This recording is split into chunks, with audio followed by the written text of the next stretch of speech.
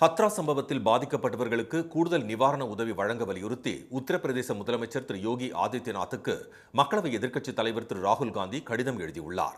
ஹத்ராஸ் மாவட்டத்தில் கடந்த 2ஆம் தேதி சாமியார் போலே பாபா ஆன்மீக நிகழ்ச்சி நடத்திய போது ஏற்பட்ட கூட்ட நெரிசலில் சிக்கி 121 பேர் உயிரிழந்தனர். இந்த வழக்கில் நிகழ்ச்சி ஏற்பாட்டாளர்கள் 6 பேர் கைது செய்யப்பட்ட நிலையில் முக்கிய குற்றவாளியான சாமியார் போலே பாபா மீது போலீசார் இதுவரை முதல் தகவல் அறிக்கை கூட பதிவு செய்யாமல் உள்ளனர்.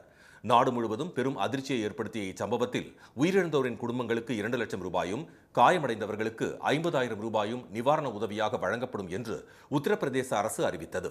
இந்நிலையில் நேற்று முன்தினம் ஹத்ராஸ் பகுதிக்கு திரு ராகுல் காந்தி நேரில் சென்று பாதிக்கப்பட்ட குடும்பத்தினருக்கு ஆறுதல் தெரிவித்தார்.